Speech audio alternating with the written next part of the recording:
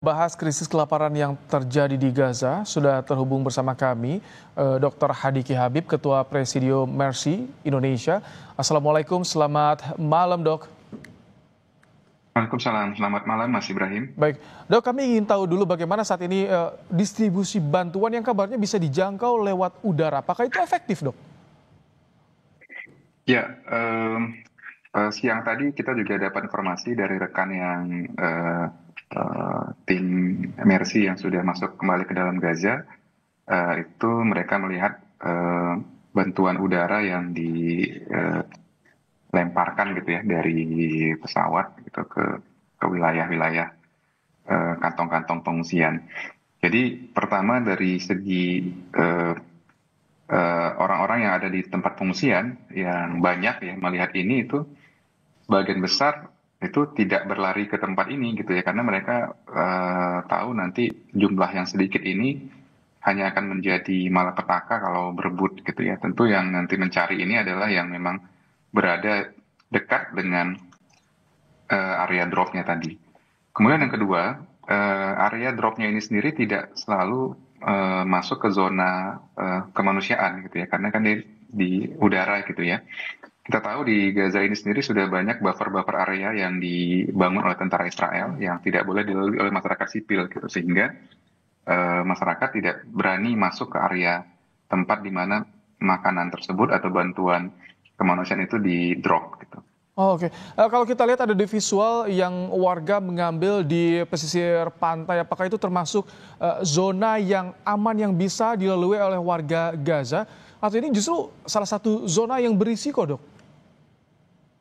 Ya, zona kemanusiaan itu ada di daerah Gaza Tengah, daerah Al-Mawasi gitu ya. Kemudian itu di Gaza Tengah, kemudian di Gaza Utara itu di daerah Gaza City.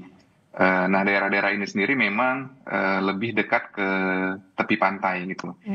Tapi tadi yang mereka bisa ambil tentu, kalaupun dia di drop di daerah situ, pertama tidak mungkin di drop di tempat pengungsi berkumpul karena tentu membahayakan jiwa. Nah, kalaupun di drop di sepanjang pantai ya risikonya ya masuknya ke laut gitu. Oke. Ya artinya ya tidak membantu juga, tidak membantu banyak sebenarnya.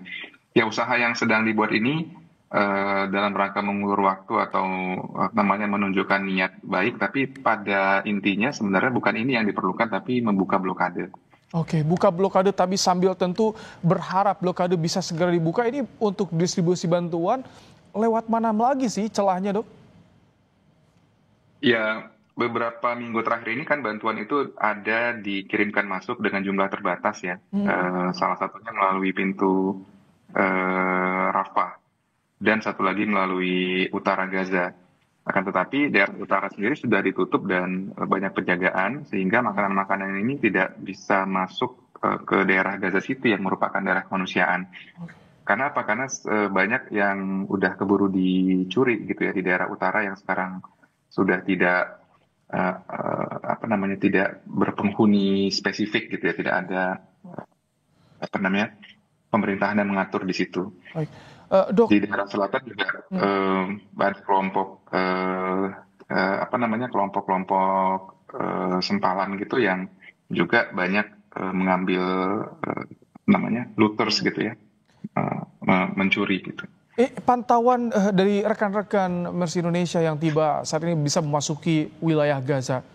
Bagaimana kondisi warga Gaza saat ini ketika tadi bantuan makanan pun tak bisa dijangkau maksimal? Ya, yang kami saksikan, terutama karena kita bertugas di pelayanan kesehatan ya di rumah sakit, kelaparan ini sebenarnya sudah ke semua warga Gaza gitu ya. Jadi bukan hanya 49.000 tadi itu yang memang tercatat sebagai orang yang sudah sakit akibat kelaparan, tapi orang-orang yang kita lihat dan pernah kita jumpai sebelumnya juga kita sudah lihat penurunan berat badan tanpa gejala-gejala malnutrisi itu sudah tampak ya, termasuk untuk para tenaga kesehatan yang bertugas selama ini di rumah sakit gitu, baik dokter maupun perawat. Dok, tekanan internasional seperti apa sih, dok, yang bisa dilakukan untuk bisa terutama membuka blokade agar permudah akses bantuan, dok? Ya, Untuk menjawab ini mungkin di luar domain kami, tapi yang kita ikut saksikan dan membersamai ini memang tekanan-tekanan dari lembaga kemanusiaan, baik yang sifatnya formal seperti Badan Dunia WHO maupun yang non-government gitu ya, ini terus-menerus dilakukan. Tapi memang butuh dukungan gerakan negara gitu ya, baik negara-negara Timur Tengah maupun negara-negara yang punya kewenangan dalam mengatur gencatan senjata ini, ya, seperti Qatar dan Mesir dan Amerika Serikat sendiri. Gitu. Baik. Karena ini sudah bukan masalah negosiasi lagi, tapi ini memang masalah kebutuhan dasar manusia sih sebenarnya. Masalah kemanusiaan. Terima kasih Dr. Hadiki Habib, Ketua Presidium Mercy Indonesia, telah bergabung di program Kompas Malam hari ini, Dok.